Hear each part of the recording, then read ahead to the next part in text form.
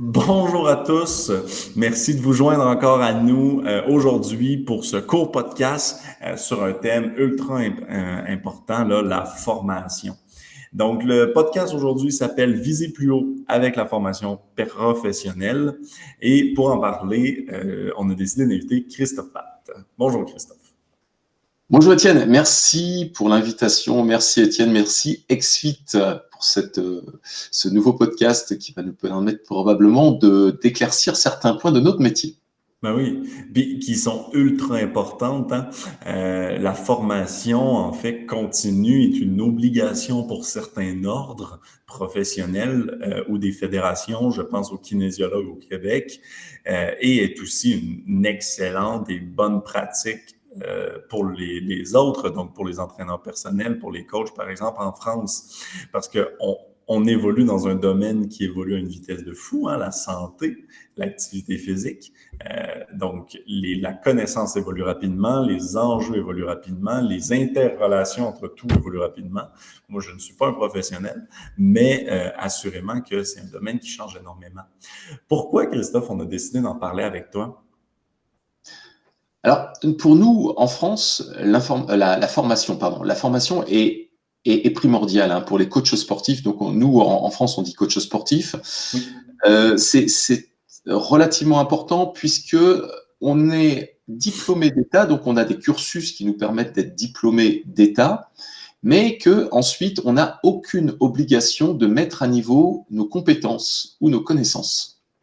Donc la formation continue, et c'est vraiment ce mot-là, l'apprentissage hein, globalement, est pour nous quelque part une option que certains utilisent ou pas. Oui. D'où cette idée de webinaire qui était très très intéressante. Et puis, toi, tu as une école de formation actuellement, donc tu es super bien placé là, pour qu'on puisse en parler ensemble, en fait. Donc, est-ce que tu veux te présenter peut-être? Alors, rapidement, moi, je suis issu de deux filières. Je suis issu d'une filière sport et d'une filière gestion, comptabilité, fiscalité. Alors, la filière sport, j'ai eu un papa qui était à la brigade des sapeurs-pompiers de Paris, qui était moniteur de gym et qui était dans l'équipe spéciale des pompiers de Paris et qui faisait toutes les démonstrations à la télévision au 14 juillet, défilé sur les Champs-Élysées, enfin plein de choses comme ça dont je suis relativement fier. Et en fait, il m'a, depuis que je suis tout petit, il m'a baigné dans le sport, quoi, dans l'activité physique, forcément, avec du plaisir. Pour moi, c'était fun, c'était le jeu, c'était vraiment le sport, c'était du plaisir. Et par la suite, donc, je suis restant baigné dans le sport et ayant pratiqué de la gymnastique sportive, de la natation, je me suis tourné vers les arts martiaux parce que je suis tombé dedans à un moment donné où j'avais vu un film qui était un film sur les arts martiaux qui m'a rendu fou et qui m'a donné envie de pratiquer. Et par la suite, quelques années plus tard, en parallèle des arts martiaux, j'ai eu l'opportunité de pouvoir commencer à donner des cours de fitness et puis de tenir un plateau musculation cardio dans un club. Donc voilà comment je suis rentré dans le secteur d'activité de la forme. Et en parallèle, je suivais des études, ça c'est mon cursus scolaire, je suivais des études qui, à un moment donné, m'ont permis de suivre la voie de l'expertise comptable. Donc, j'ai fait un bac, j'ai fait un BTS comptabilité, et puis après, j'ai fait une licence, une maîtrise, jusqu'à arriver à l'expertise comptable. Ce qui fait qu'aujourd'hui, en fait, j'ai deux compétences, et effectivement, j'ai pu allier ces deux compétences pour créer plusieurs écoles. Là, j'en suis à ma quatrième école. Les autres n'existent plus, mais j'en suis à ma quatrième école, et là, donc effectivement, j'ai la possibilité de mieux comprendre le secteur de la formation parce que je suis baigné dedans effectivement au quotidien. Ah oui. Puis tu vas avoir quand même 100% le portrait français. Et puis j'essaierai au pire là, de faire le pont là, vers le Québec. Mais effectivement, que je rejoins là, la formation continue pour, comme je dis, là, les kinésiologues qui sont une fédération. Donc, qui est même une obligation. En fait, tu perds l'accréditation là, si tu ne continues pas la formation. Peut-être qu'ensemble, on peut revenir un peu à la base, en fait, de la problématique là, de ce qu'on est en train de parler. Avant de parler de formation et comment la trouver, comment la sélectionner, etc. Peut-être qu'on peut parler de pourquoi se former. On a déjà mentionné, parce que c'est un domaine qui évolue rapidement, mais il y a sûrement plus de choses. Oui, alors pourquoi se former? C'est une question qu'on se pose souvent. C'est pourquoi est-ce que c'est vraiment nécessaire de se former? En fait, ça fait partie de l'apprentissage. L'apprentissage, la vie n'est qu'apprentissage globalement, parce que sinon on n'aurait pas appris à marcher, sinon on n'aurait pas appris à manger, sinon, en fait, la vie n'est qu'apprentissage et la survie. On pourrait lier la survie à l'apprentissage. C'est assez intéressant globalement parce que si un jour, si on n'avait pas inventé les armes, si on n'avait pas inventé comment faire du feu, si on n'avait pas, en fait, si on n'avait pas, si d'autres ne nous avaient pas enseigné comment faire du feu, nous avaient pas transmis, nous avaient pas, s'il n'y avait pas eu un apprentissage de la création des outils, de l'écriture, etc., en fait, on serait pas développé aussi vite. Et si on ramène ça à notre secteur d'activité, nous, les coachs sportifs, eh bien, on s'aperçoit que ce n'est pas forcément une obligation pour nous, Français. Au Canada, ça l'est, mais en France, on n'a pas cette notion-là. Et néanmoins, on s'aperçoit, parce que je suis souvent en rapport avec les coachs sportifs francophones, que ceux qui oublient de se former ou qui n'ont pas la possibilité d'accéder à l'apprentissage et à la formation ou qui n'ont pas envie, hein, tout simplement, se sentent à un moment donné, il y a une énorme frustration parce qu'ils se sentent isolés. C'est-à-dire que si on faisait une métaphore, on pourrait dire qu'ils sont sur un quai de gare, un quai de gare, et vous avez plein de coachs qui sont partis dans le train, qui est en train de prendre de la distance, qui est en train de prendre de la vitesse, qui est parti de cette gare, et certains sont restés sur cette gare. Et ceux qui sont dans le train vont de plus en plus vite, c'est-à-dire que, si on fait cette métaphore, ça veut dire qu'ils s'élèvent dans les compétences professionnelles, alors que ceux qui sont restés sur le quai de gare, eux, restent avec toujours le même lieu, le même environnement, la même perception, et se sentent à un moment donné dépassés quand les autres sont partis au loin, beaucoup plus vite et beaucoup plus haut globalement, et se sont élevés, quoi.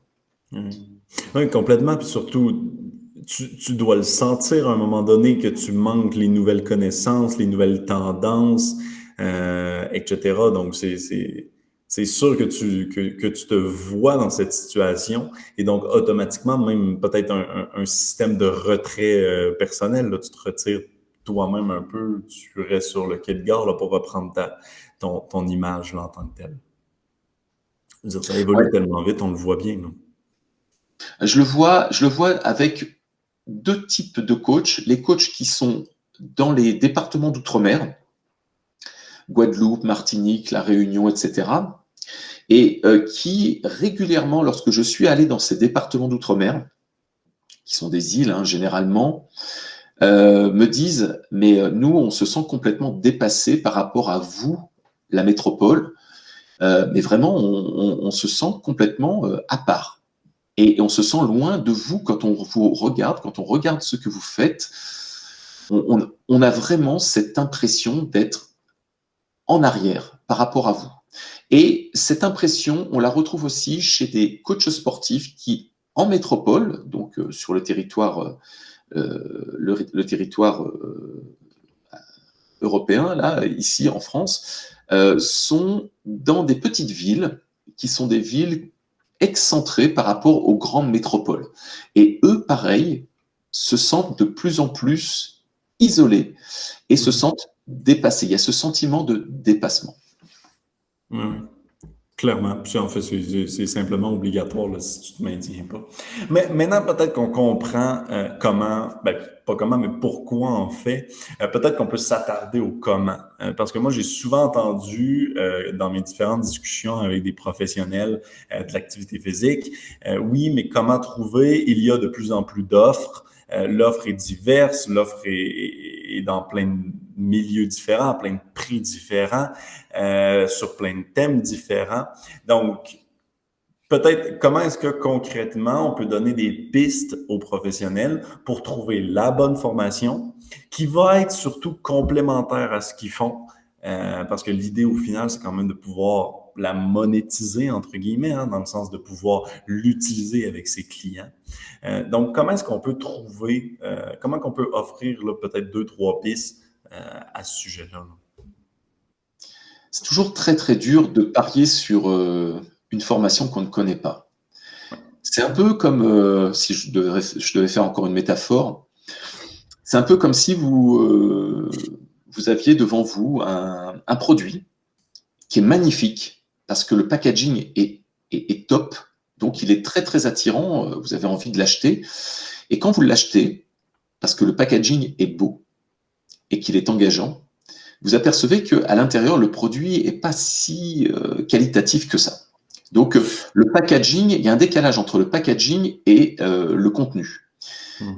Donc, c'est un peu ce qui se passe en formation, c'est qu'aujourd'hui, on peut être attiré par des visuels, des titres, des programmes, ou même tout simplement des personnes qui vont, des influenceurs qui vont nous parler avec beaucoup de certitude, avec des mots forts de cette formation, mais au bout du compte, on peut se retrouver simplement avec un packaging qui fait que quand on suit la formation, du pur marketing.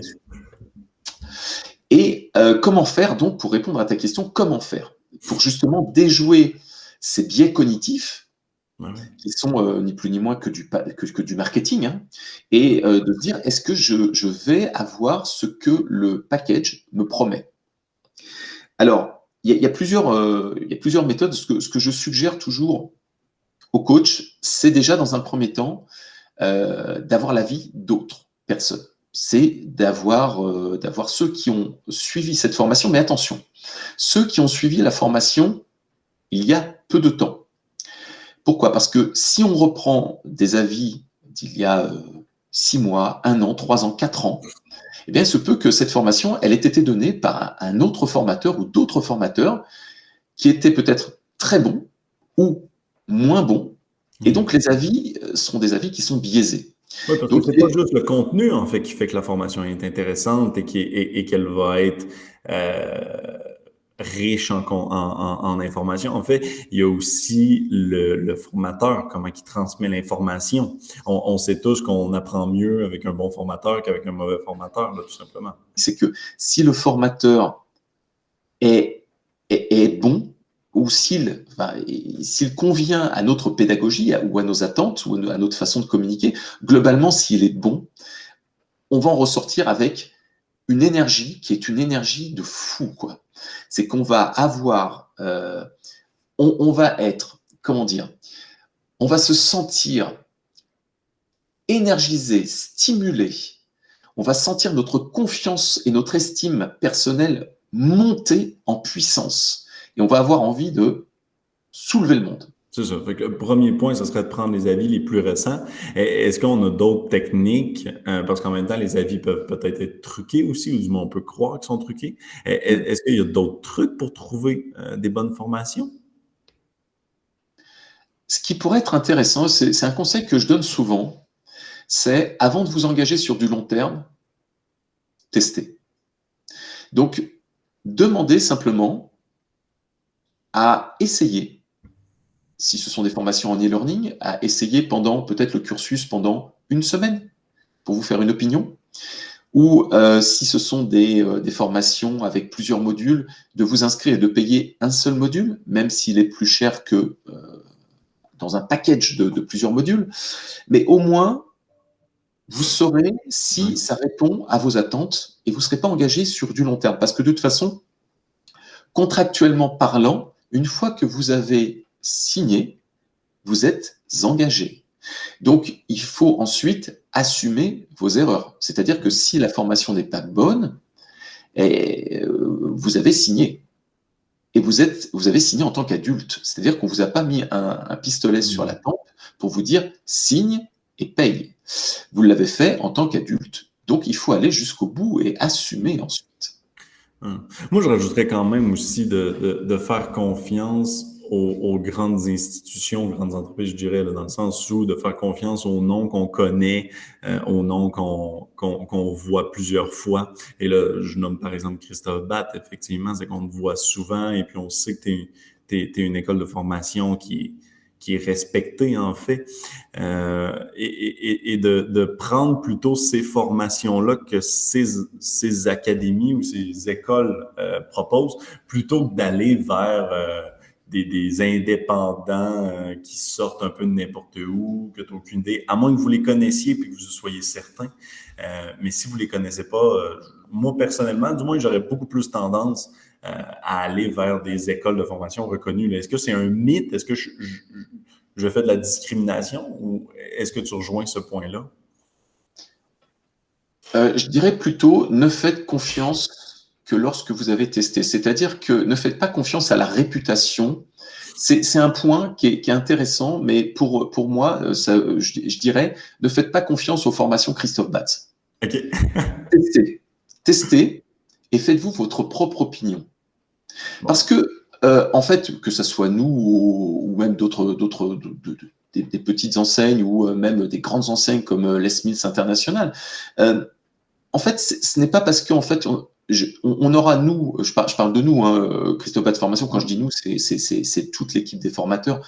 Il suffit qu'à un moment donné, imaginez-vous, qu'à un moment donné, on se laisse aller parce qu'on a l'impression qu'on est bon et qu'on se laisse aller, eh bien, on va vite être dépassé. Et parfois, il se pourrait que d'autres personnes qui sont plus dans la tendance et qui sont plus à même de partager des compétences puissent le faire mieux que nous.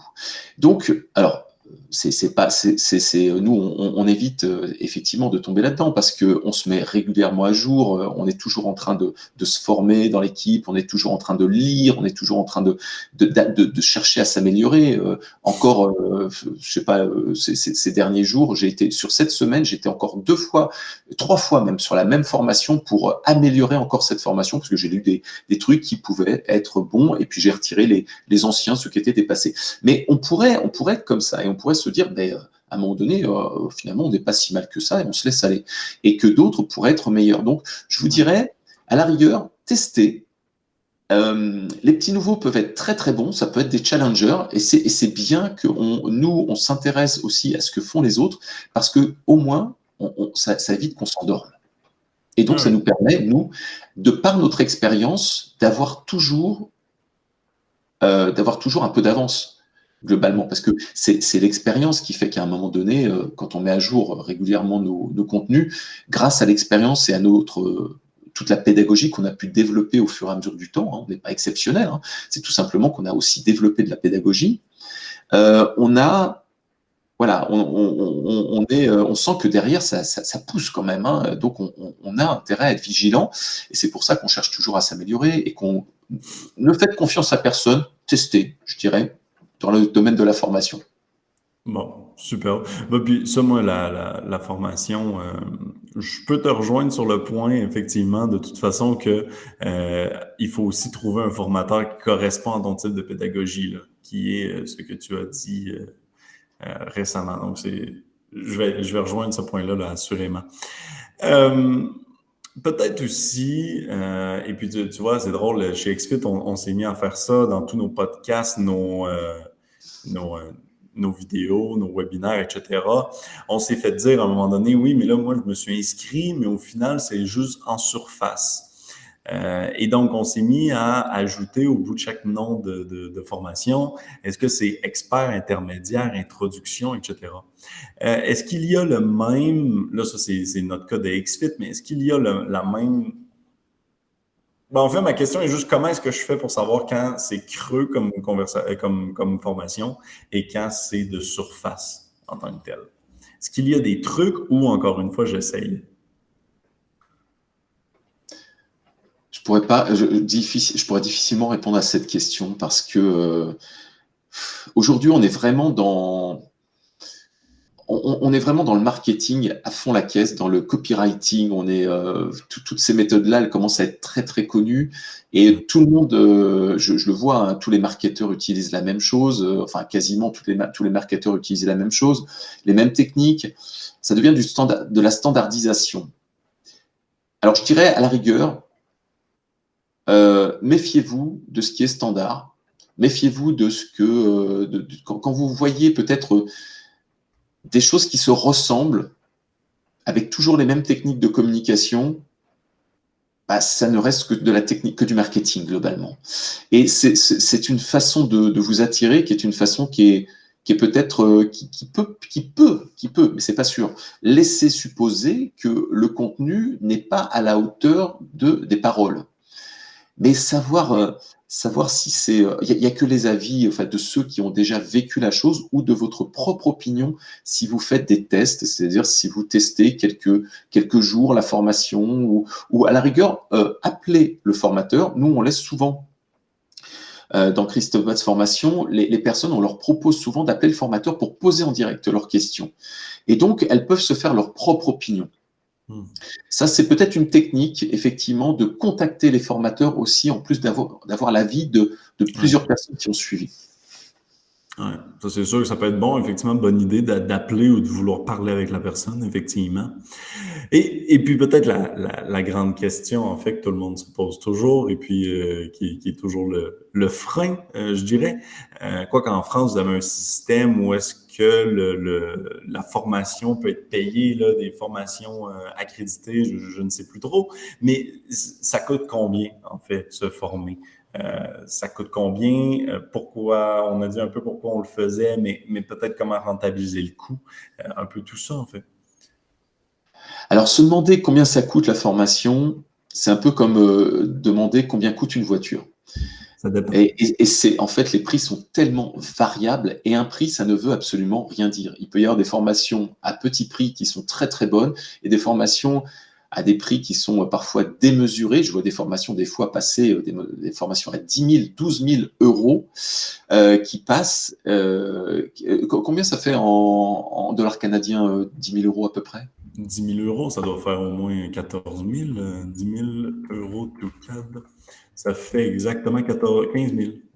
15 000 dollars canadiens. Donc, on a des formations qui sont entre 10 000 euros, donc 15 000 dollars canadiens, et 12 000 euros, ce qui doit faire pas loin de 18 000 dollars canadiens. On a des formations qui sont parfois très très chères, mais ce n'est pas le prix qui va donner une idée de la valeur, vraiment du contenu et de la qualité. Le prix ne veut absolument rien dire dans la formation. Alors c'est vrai qu'en France, on a la possibilité d'avoir des aides, contrairement à d'autres pays européens ou francophones, on a des aides. Et on a des aides qui sont quand même relativement intéressantes puisque ces aides peuvent permettre de suivre en général 2 voire 3 formations par an qui amènent à développer ses compétences assez rapidement. Ouais, c'est une super bonne idée. Et il y a un truc que tu as dit, Étienne, qui était très très intéressant tout à l'heure, c'est que tu as parlé d'investissement. Et la formation, il faut le prendre comme un investissement. Et là, je te rejoins parfaitement. Ça veut dire quoi? Ça veut dire que quand on engage un montant en euros ou en dollars canadiens dans une formation, il faut se dire la chose suivante. Il faut se poser la bonne question, se dire, est-ce que derrière, quand je vais investir, parce que c'est un investissement, plus qu'un coût, c'est un investissement, est-ce que ça va me rapporter au moins plus que ce que j'ai payé. C'est-à-dire que par exemple une formation qui devrait qui par exemple vous coûterait l'équivalent de 300 euros, on va dire, allez, peu importe 300 dollars canadiens, si cette formation à 300 unités vous rapporte 1000 euros ou 1000 dollars canadiens, c'est pas mal. C'est pas mal. Ça veut dire que votre investissement, il est très très bon. Mais si cet investissement ne vous rapporte rien parce que soit le contenu est creux, soit parce que vous ne l'exploitez pas, parce que ça peut être aussi de votre faute, hein, tout simplement, bah, ça n'a pas d'intérêt, hormis peut-être flatter votre ego de se former en disant moi je me forme. Mais Oui, puis de l'investissement, ça peut être sur plusieurs axes, hein. Ça peut être en développant un nouveau secteur de marché ou en développant une nouvelle offre de service ou aussi en ne perdant pas euh, une, euh, une portion de marché par manque de connaissances sur le long terme, là. Juste peut-être que, pour moi, en tout cas, du moins, il y a les deux. Il y a autant que ça peut être le fait, je ne débloquerai pas plus de revenus, mais j'en perdrai pas puisque je me maintiens. À l'inverse, si je me maintiens jamais, un jour, je vais en perdre aussi. C'est super intéressant ce que tu dis parce que ça nous ramène à la situation sanitaire actuelle. Et depuis un an, en France, on est sur une crise sanitaire et on le voit. Et ce que tu dis, on le voit. C'est-à-dire que aujourd'hui, tous ceux qui se sont formés depuis la crise sanitaire, parce que ça a été quand même un choc important au niveau professionnel. Les clubs ont fermé, les coachs se sont retrouvés avec des baisses de revenus incroyables, voire parfois plus du tout de revenus. Et on voit que ceux qui se sont formés sont ceux qui ont réussi à s'en sortir le mieux. Donc globalement, la formation permet, comme tu le disais, d'anticiper les choses, d'anticiper, de s'adapter à la situation et aussi de créer une certaine liberté. Parce que quand vous détenez des compétences ou du savoir, vous êtes libre. Vous êtes libre par rapport à tout ce qu'on pourrait vous appliquer comme type de règles, globalement. Parce que vous avez tellement de possibilités et votre cerveau est tellement ouvert à des possibilités de par ses compétences et ses connaissances que vous allez pouvoir rapidement vous adapter, surfer sur la tendance, donc anticiper l'avenir, et donc d'avoir cette liberté qui est incroyable. Mm. Non, effectivement, puis moi, je te rejoins aussi, et on le dit souvent pour XFIT, dans le sens où le logiciel est un énorme logiciel qui contient énormément de fonctionnalités.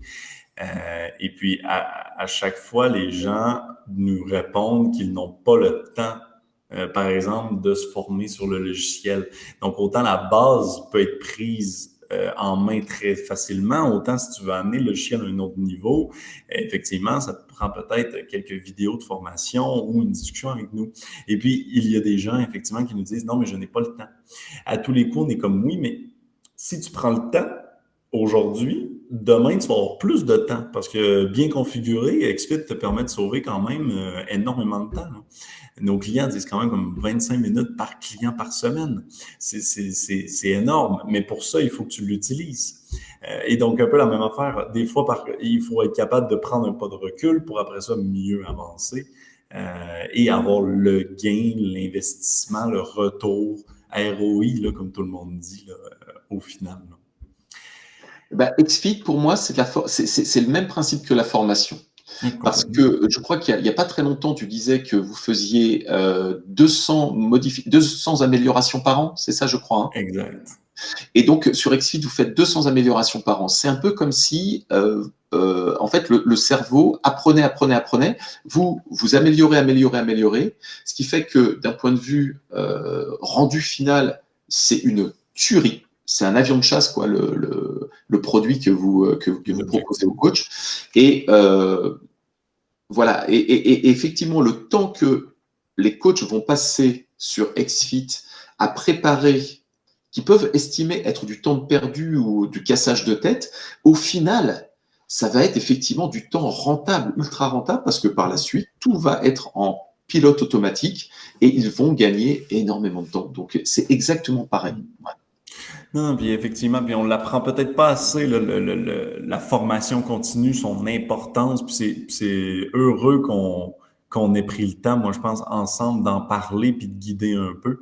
Est-ce que tu trouves qu'on aurait oublié des indications qui sont utiles pour les professionnels demain dans un contexte où est-ce qu'ils veulent trouver une formation? Je dirais globalement, la formation, c'est du concentré de compétences. Et ça revient à ce qu'on disait juste avant. Ce concentré de compétences, c'est ce qu'on voit par exemple dans Le Cinquième élément. Si vous avez vu le film Le Cinquième élément avec Bruce Willis et Mila Jovovich, La Oui, deuxième référence de film dans ta journée. comment? Juste avant le podcast, tu faisais la référence avec Bodyguard. Oui, oui, oui. Ouais, ouais, j'ai quelques références comme ça. J'ai des flashs, en fait, qui me viennent. Et là, le Ouais, flash qui me vient, c'est le cinquième élément. Et dans le cinquième élément, si vous vous souvenez bien, à un moment donné, Mila Jovovich, elle est recueillie par deux prêtres. Elle arrive chez eux et elle leur demande de pouvoir revoir tout ce qui est possible et inimaginable au niveau de l'histoire du monde. Et elle se met devant un écran et ça défile, ça défile, ça défile, ça défile, ça défile. Et pendant des heures, des heures, des heures, des heures, elle revoit en accéléré toute l'histoire du monde pour bien comprendre ce qui s'est passé, pour bien comprendre le monde dans lequel elle est, parce qu'à la base, en fait, elle est issue d'un autre monde, elle. Donc elle ne connaît pas notre monde. Et au bout de quelques heures, elle a emmagasiné des centaines et des centaines d'années d'informations. Eh bien, la formation, c'est exactement la même chose. C'est du concentré de compétences. C'est-à-dire qu'en l'espace de quelques heures, on va vous donner l'équivalent de plusieurs semaines, voire plusieurs mois de recherche. Parce que de toute façon, ce qu'on va vous apporter, c'est déjà des choses que vous avez à disposition aujourd'hui avec YouTube, avec Internet. Vous avez la possibilité de pouvoir trouver les mêmes informations. Mais combien de temps ça va vous prendre? Mais c'est Et comme quand tu vous dis allez avoir... toujours, un livre, c'est un condensé des réflexions d'une personne dans 500 pages, en fait. C'est c'est toujours ça. On peut trouver l'information par nous-mêmes, mais je veux dire, la traiter, sortir ce qui n'est pas important, ce qui l'est, ressortir où elle a été, va être beaucoup plus long. Là. Absolument, ouais. Mm. Donc ce sont des raccourcis dans le temps. Ce sont un peu comme ce que Einstein parlait. Il parlait des trous de verre. Donc des possibilités de pouvoir d'un seul coup avoir en l'espace de quelques heures l'équivalent de mois de recherche, sachant que quand vous allez sur Internet, bien évidemment, l'information y est, hein. Toutes les informations y sont. Sauf que de temps en temps, bah, vous allez arriver dans des voies de garage, vous allez arriver sur des formations qui sont, sur des informations qui ne sont pas mises à jour. Donc parfois, vous allez partir sur des fausses informations. Donc ne pas avoir les bonnes compétences, faire des erreurs, ne pas suivre les bonnes personnes parce que ces personnes-là n'ont parfois pas mis à jour leurs propres compétences ou leurs propres connaissances, que les vidéos que vous allez voir sont des vidéos qui datent de plusieurs années ou de plusieurs mois et vous avez l'impression que les informations sont toujours d'actualité. Donc c'est du concentré. Et il y a aussi, si on propose un autre film, pardon, c'est Lucy avec Scarlett Johansson, qui est exactement dans le même esprit, c'est que à un moment donné, vous allez avoir la possibilité d'offrir à votre cerveau un concentré, une accélération de compétences, rien qu'en se formant et en allant dans des formations, ou même, comme tu le disais, et tu as absolument raison, en lisant des livres, hein, bien sûr. Non, mais livre, formation, je veux dire, c'est toujours. Pour moi, je me mettais dans la même catégorie de un condensé des réflexions d'une personne en un laps de temps plus court, en fait. C'est exactement ça. C'est un accès vers quelqu'un qui a réfléchi ou étudié pendant longtemps et qui transmet cette connaissance-là rapidement, en fait. Merci beaucoup, Christophe, pour toutes ces astuces-là sur la formation. Je sais que les auditeurs qui nous écoutent peuvent trouver plusieurs formations sur ton site, qui est actuellement en construction, mais sur ton site. Est-ce que tu peux nous dire juste lesquels, dans quel domaine tu fais des formations et donc juste peut-être les orienter là, en tant que tel? Bon. En ce qui nous concerne, alors le site est en relooking et par contre, il y a toujours possibilité effectivement Oui. de s'inscrire en formation. Ce que l'on fait, c'est que l'on propose des formations qui sont les plus tendances aujourd'hui, donc qui peuvent répondre aux besoins de pouvoir s'améliorer et donc de pouvoir toujours bien vivre de vivre confortablement de votre métier de coach sportif. En fait, c'est l'idée. C'est toujours vous proposer des choses qui sont tendances, qui sont modernes, qui sont même parfois avant-gardistes, comme l'hypnose, comme la PNL, comme plein de trucs de fou, la marche nordique. Ce sont des choses qui sont très avant-gardistes parce que les coachs n'avaient pas l'habitude d'être confrontés à ce type de connaissances. Donc, on essaye d'être ultra tendance et toujours à même de pouvoir proposer autant des formations qui sont des formations techniques, massage sportif, pilates, yoga, marche nordique, que des formations qui sont marketing, business, sur des méthodes de vente en personal training, captation de clientèle, aussi les régimes juridiques qui sont très très importants parce que c'est souvent oublié. Hein, les coachs sportifs ont un déséquilibre au niveau de la formation, au niveau des compétences. Souvent, ce sont des très très bons techniciens, mais ce sont de très mauvais chefs d'entreprise. Et donc, malheureusement, ils se forment souvent et ils continuent à se former sur des formations qui sont techniques, alors que il faudrait qu'ils rééquilibrent pour être vraiment très très bon. Il faudrait qu'ils rééquilibrent de temps en temps avec des formations de type business, des types gestion, pour bien comprendre et pour être de vrais et de très très bons chefs d'entreprise. Il faut jamais oublier la connaissance technicienne ne fait pas tout, là. Il faut du développement d'affaires et donc il faut aussi de la gestion. Ça, moi, je te rejoins à 100%. Donc, tout le monde, n'hésitez surtout pas, si vous avez été convaincu ou peu importe, d'essayer et d'aller voir les formations de Christophe Batt. Il vous l'a dit de toute façon, donc il offre les numéros de téléphone des formateurs et il offre des essais gratuits. C'est ce qu'il nous a dit aujourd'hui. Donc, n'hésitez surtout pas à aller voir, à aller essayer, à les confirmer. Donc, puis à voir si ça convient à ce que vous aviez en tête. Tu as l'air de vouloir dire quelque chose. Pas spécialement aussi. Alors, il y a un truc qui est assez qu'on a fait qui est totalement novateur, que les autres organismes de formation ne proposent pas. Et nous, ça nous paraissait normal de le faire. Ce sont les formations à vie. C'est quoi les formations à vie? Parce que, bien évidemment, la formation, l'apprentissage, ça se fait toute sa vie. Et les contenus de formation évoluent au fur et à mesure du temps. Alors, un jour, j'ai eu pour idée d'offrir un accès à vie aux formations que les coachs vont prendre. Par exemple, si un coach prend une formation de type apprenez comment la méthode de vente, la méthode de vente en personal training, eh bien, une fois qu'il a accédé à cette formation, une fois qu'il a acheté cette formation, eh bien, il y a accès à vie sans avoir de supplément à payer. C'est-à-dire qu'il suffit qu'il nous recontacte pour nous dire j'ai suivi cette formation en telle année, à telle date, on vérifie quand même, et donc il revient gratuitement suivre cette formation pour soit se remettre à niveau, soit bénéficier des mises à jour. Alors on doit avoir 4-5 formations, 5-6 formations comme ça qui sont gratuites et à vie. Donc là, ils la payent une fois, puis après ils reviennent quand ils veulent et autant de fois qu'ils veulent durant toute leur carrière de coach sportif. Fait que tout le monde, effectivement, merci beaucoup de nous avoir suivis aujourd'hui. N'hésitez surtout pas à aller voir ce que Christophe Batt fait, effectivement. Si vous faites simplement le googler son nom, normalement, vous allez trouver. Autrement, dans la description, on mettra l'information au final. Merci beaucoup, Christophe, de t'être joint à nous encore une fois pour parler d'un sujet intéressant puis d'un sujet qui est important en tant que tel, la formation continue. Puis on va sûrement se revoir dans un prochain podcast, non? Écoute, avec grand plaisir. Moi, je suis toujours ravi de pouvoir échanger, de pouvoir partager, et puis surtout d'avoir. C'est un honneur, carrément, c'est vraiment, mais je le prends vraiment comme ça. C'est un honneur d'être invité par nos cousins canadiens, parce que nous, on vous kiffe à mort, parce que vous êtes toujours à même, ça j'ai beau le dire systématiquement, ça me brûle les lèvres systématiquement de vous dire que vous êtes, mais pour nous, vous êtes des références. Et c'est vrai que vous êtes toujours à même de découvrir des trucs en physio, en bioméca. Il y a toujours des trucs incroyables qui viennent du Canada.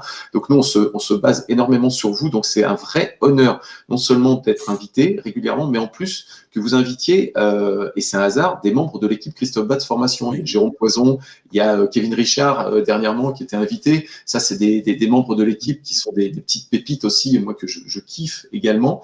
Et on est 3 de l'équipe Christophe Batz Formation déjà d'être invités par XFIT. Donc c'est un énorme honneur pour nous d'être là, et on revient quand vous voulez, quand vous avez envie qu'on partage, bien évidemment. On va assurément trouver d'autres sujets. Tout le monde, n'hésitez surtout pas à nous proposer des sujets là, si vous avez des choses que vous aimeriez qu'on parle dans tout l'écosystème XFIT. Merci beaucoup, Christophe. Merci XFIT et merci Étienne. Continuez comme vous faites. Moi, je vous kiffe aussi.